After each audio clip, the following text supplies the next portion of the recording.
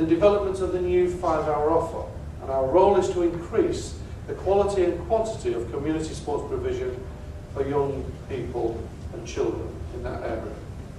And that has to be, that 5-hour offer has to be the connectivity that we make at your level with those schools connected to clubs and external activities as well as in-school facilities. At the other end of the pathway, we will continue to allocate funding based on need for non-Olympic elite sport. We recognise that we still have to invest in that. Successful athletes are peer models for our children, and we must make sure that they are seen as such. And just as much as working well with Youth Sport Trust on the school side, we're working with UK Sport. Now, when I came to this job a year ago, I don't know why, but the three organisations that ran sport, Youth Sport Trust, UK Sport Sporting, never even met. Now, not only do we have a clear pathway, we call it the relay race, whereby Youth Sport Trust develops primarily the curriculum activity to get a 2-hour offer. We're now working them to extend it to 5 hours, which is where we overlap our work, and we take community sports agree, and a few people that will come out of community sport will elevate themselves into UK sport. And that teamwork is now working in clear, and we're working together as a partnership to drive that. And because what that I had to establish was that if we can't work in partnership at the centre, how can I ever expect you to? But I can assure you that's now working. The second is the clarity of where we need to invest. As I said before, when I first came into this job, how do we spend and where do we get the results? There was this sort of blank faces and, well, we might do something, buy something else. We've never really driven an evidence-based approach to say, we know that works, let's give it some more money. So we need the clarity of where to invest, and investment has to be evidence-driven with measurable outcomes and not just tokenistic. We often reply, we'll invest in a club and say, tell us how you've gone on, and we'll get a return which says membership.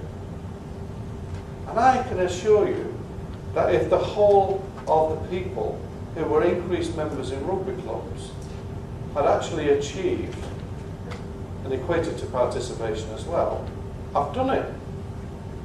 But we all know that being a member of a rugby club doesn't necessarily mean to say you put your head in a pack, except when you're fighting for a pint of Tetris.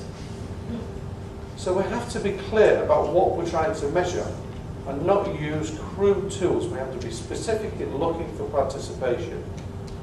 We often talk about playing fields, for instance, and I often get the annual survey, oh, we've lost more playing fields. I went, as it happens over the last 5 years, we've shown a net increase in number of playing fields. But what we're not measuring is utilisation of the fields. How many times the fields are being played? Does it matter if we lose a field if we've put a new 3G pitch which gets used 6 times on a Saturday and 6 times on a Sunday? Those are the sort of questions that we have to ask, because that's about driving the knowledge about where you should invest and how you should do it. It's clear that if we are really serious about driving our agenda, we have to cascade the funding as much as we can from the nation to the regions to the county sports partnerships. We have to give you more tools to be able to drive participation, and we have to prove to each other that we're competent and capable of doing that, because that will create the local effect. It's not satisfactory, I don't believe, for me in the centre to make all the decisions, far from it. I was chairman of Regional Development Agency for 6 years, so I experienced the power of regionalism, and I also experienced the power of what was then called strategic, sub-regional strategic partnerships, or sub-regional partnerships, as you are, to all intents and purposes, as a county sports partnership. I have to cascade funding to you to be able to do those things that can create your own bits of magic dust to drive participation to a local level. And you need to help me to do that by showing the competence levels and the partnership that's working, so I know that as I do it, it will work. And my longer term ambition is to create a single community sports budget for the whole of Sport England, which is part of this current comprehensive spending review, which will bring together all of our 16 plus funding into one pot. I want to reduce bureaucracy. At the moment, if somebody wants to bid for funds, do you bid for it under sports match? CCDP, what does that stand for? Something development programme? Club and coaching development programme? Is it under the National Sports Foundation? Do you want to do it under the SIF lottery scheme? I mean, who knows? How could we ever expect some of our clubs to ever know how to do that? What I want to do is cascade our funding into a single pot, whereby we will all know at national, regional and sub-regional level what funding we have to drive the participation target with the partners that we have, local authority, national governing bodies and the other sector, which is private and others, so that we can actually see who can help us to deliver participation. And that has got to be something that we achieve. And we have to then decide what we're going to invest in and which things work best. And please stop bringing me iconic schemes.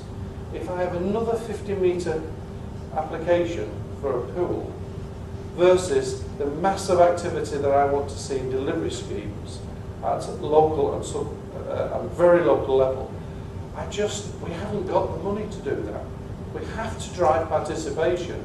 And while some of these schemes are necessary, it's not about who wants to make the greatest statement that they've got the greatest swimming pool. It's got to be about how many people we can get swimming. If that's the way to do it, fine. But let's work on how we drive participation. And I want to pause for a moment and touch on the comprehensive spending review, because this will set my budget, implicitly the budget I'll be able to cascade to you. And we're expecting, as part of the pre-budget statement, that it will be happening in the next 3 weeks. And the Department of DCMS budget has now been confirmed, would rise to 2.2 billion in 3 years' time, and we're fighting for our slice of that. We eagerly await our settlement, so I can't tell you what we've got today, but I want to underline my personal commitment to supporting, as part of that settlement, our bid to continue to support properly and formally the network of county sports partnerships. For me, you as a partnerships are crucially important in the elements of the sporting landscape. And what I can say about ahead of the CSR settlement is that going forward, Sporting will continue to prioritise funding to ensure that the sub-regional partnerships are not only in existence but are strengthened. The third area is, let's talk about our customers. Too often in the past we've seen our customers as the NGBs or local authorities or clubs, but in fact they're our partners, not our customers. Our customers are the very people who are sports participants.